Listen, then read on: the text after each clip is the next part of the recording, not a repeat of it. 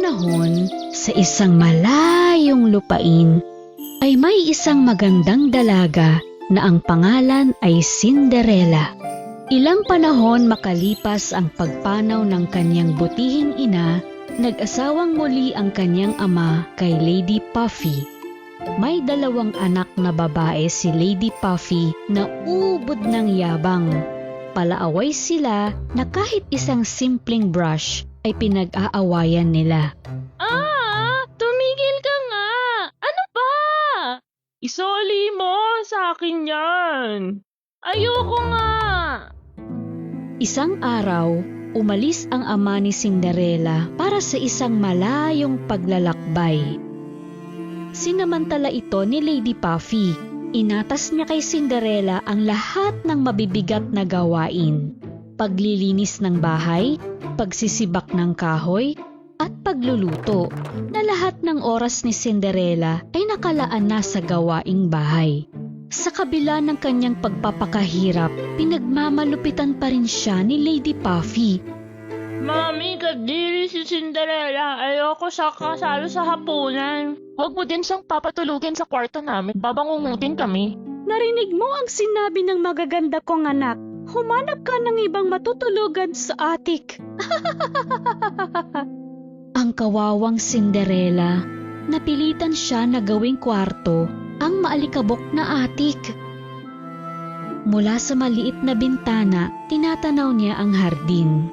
At paminsan-minsan ay kinakausap niya ang puting kalapati. Kamusta, kaibigang ibon? Kik, kik. Sa pagdaan ng mga araw, habang nililinis niya ang bago niyang silid, nakilala niya ang 2 munting daga. Oh, may kasama pala ako sa kwarto. Hi, ako si Cheddar. At ako naman si Mozzarella. Ako si Cinderella. Alam ko, paborito niyo ang keso, diba? Sige, ikukuha ko kayo ng makakain. Yay! Yay! Gutom na kami. Hindi kami makapunta sa kusina, ilang oras na rin nakalipas. Oo nga, may nagbabantay doon na halimaw. Malamang yun ang pusang si Papu. Bukas ng umaga ay ipaghahanda ko kayo ng almusal.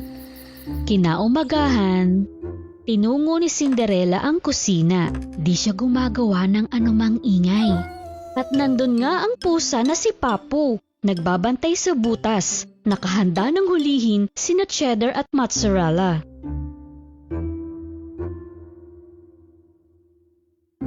Tahimik na kumuha si Cinderella ng ilang pirasong keso upang iakyat sa atik. Kaso, nakasalubong niya ang mga anak ni Lady Puffy. Ano yung hawak mo? At saan mo yan dadalhin? Keso lang to, para sa almusal. Ma!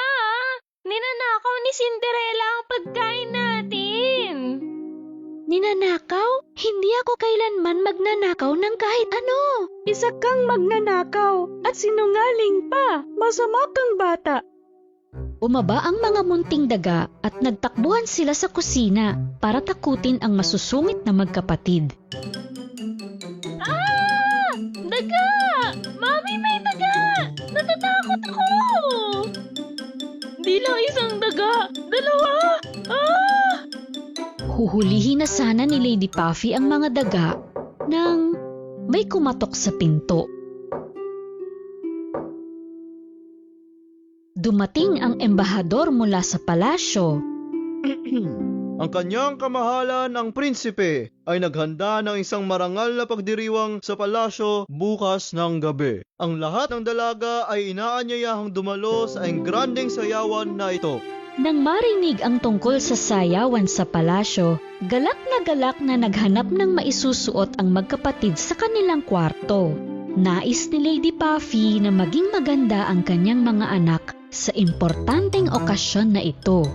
Pinwersa ng makasariling magkapatid si Cinderella na ipaghanda sila ng magagandang damit para sa sayawan.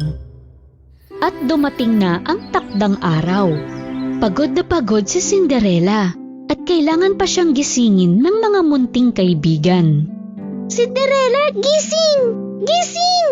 Kailangan mo din pumunta sa sayawan. Ngunit, wala akong may susuot. Ang nag-iisa kong damit ay marumi. Pumikit ka lang, Cinderella.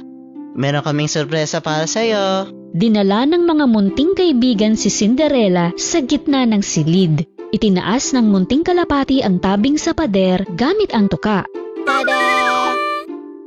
Di ako makapaniwala. Isang bestida. Ang ganda! Isinuot ni Cinderella ang bago niyang damit, inayos ang buhok, at bumaba na sa sala. Ngunit nang makita siya ng mapag-imbot na magkapatid, nagwala ang mga ito sa selos. Hindi hahayaan ni Lady Puffy na makapunta si Cinderella sa palasyo. Gayong nakita niya na di hamak mas maganda si Cinderella sa kanyang mga anak. Kaya naghagi siya ng isang mangkok ng munggo sa dupungan at ipapapulot ito kay Cinderella. Kung makukuha mo ang lahat ng mga butil sa abo at may babalik sa mangkok sa loob ng 5 minuto, makakasama ka sa amin sa palasyo. Sa labis na kagustuhan ni Cinderella na makadalo sa sayawan, sinimulan niyang pulutin ang mga butil. Nang makita ng mga munting kaibigan ang kawawang kalagayan ni Cinderella, tumulong sila agad. Sa loob ng 5 minuto ay naibalik nila ang lahat ng butil sa mangkok. Nagmamadaling hinabol ni Cinderella si Lady Puffy na paalis na at pinakita niya ang mangkok na puno ng butil. Ganon pa man, ay wala talagang balak si Lady Puffy na isama si Cinderella, kaya idinahilan niya ang marungis na damit ng dalaga. Iniwan nila si Cinderella sa bahay at nagtungo na sa palasyo. Ang kawawang Cinderella, malungkot niyang tinungo ang hardin at doon siya umiyak. Sa ilalim ng puno ng hazelnut na itinanim ng kanyang ina, maraming taon na ang nakalipas. Maya-maya, nagsimulang gumalaw ang puno ng hazelnut at lumitaw ang isang magandang diwata. Ang pangalan ko ay Liabel. Narito ako upang tulungan ka. Huwag ka nang malungkot. Ikaw ay makakadalo rin sa engranding sayawan. Ngunit paano? Sa itsura kong ito? Ako ang bahala. Kailangan ko lang ng isang kalabasa. Yung ibang kailangan ko, nandito na. Bumalik si Cinderella na may daladalang kalabasa. Ikinumpas ni Liabel ang kanyang magic wand at ang kalabasa ay biglang naging isang magandang karwahe. Ang mga daga ay naging magagandang kabayo at ang kalapati ay naging bihis na kutsero. Di makapaniwala si Cinderella sa kanyang nasaksihan. Wow! Paano mo nagagawa yan, Liabel? Ikinumpas uli ng diwata ang magic wand at biglang nabihisan si Cinderella ng isang napakagandang asul na bestida. Sa kanyang mga paa ay lumitaw ang kumikislap na kristal na sapatos. Mukha na akong prinsesa. Salamat, Liabel. Oras na para pumunta sa palasyo. Bilisan mo na. Bago umalis si Cinderella, ay nagbigay ng babala ang diwata. Huwag mong kakalimutan. Kailangan mong makabalik bago maghating gabi. Dahil kung hindi, mawawala ng bisa ang salamangka at lahat ay babalik sa dating anyo. Nakinig naman ng mabuti si Cinderella sa diwata at sa wakas ay tumungo na sa sayawan. Ang karwaheng hugis kalabasa ay huminto sa harap ng malaking palasyo. Taglay ang kahanga-hangang kagandahan, pumasok si Cinderella sa bulwagan. Lahat ng bisita ay napatingin kay Cinderella. Sino kaya ang napakagandang dalagang ito? Maski sina Lady Puffy at mga anak nito ay hindi nakikilala si Cinderella sa anyo ng magandang dalaga. Nilapitan ni Prinsipe Leo si Cinderella at umibig siya sa unang pagkasilay sa dalaga. Magandang binibini. Maaari ba kitang maisayaw?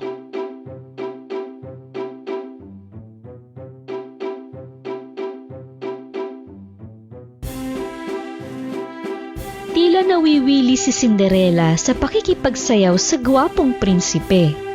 Nalilimutan na niya ang tungkol sa oras.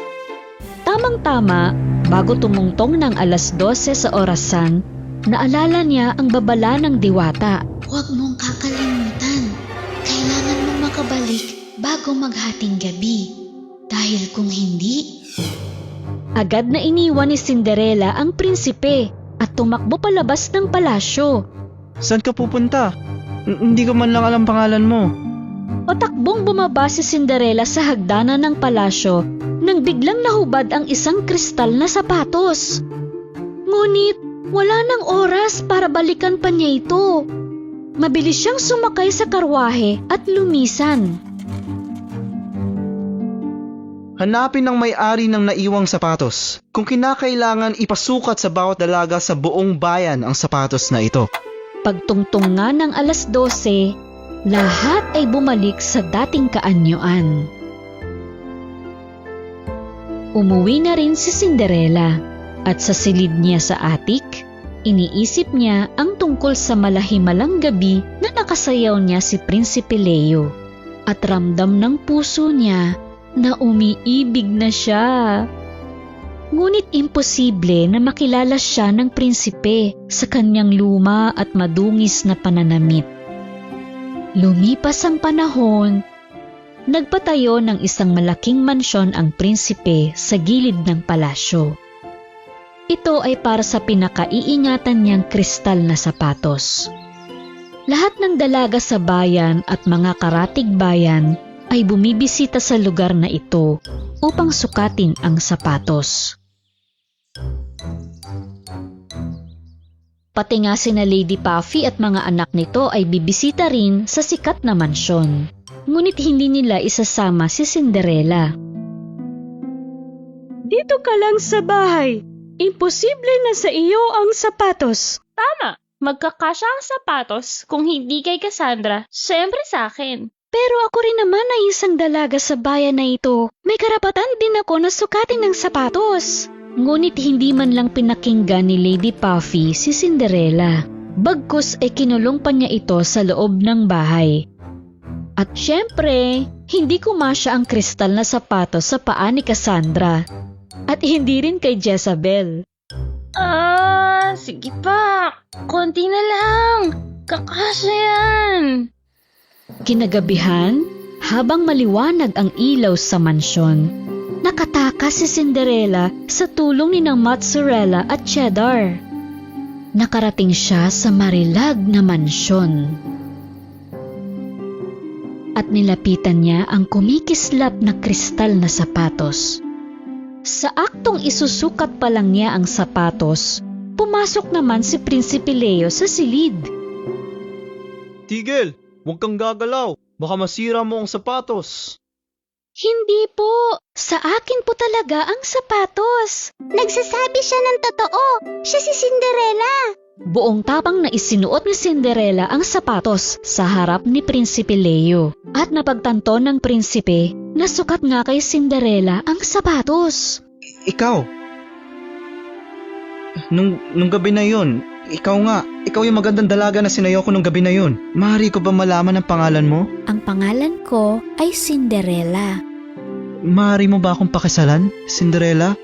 Masayang sinagot ng oo ni Cinderella ang pinakamamahal niyang prinsipe.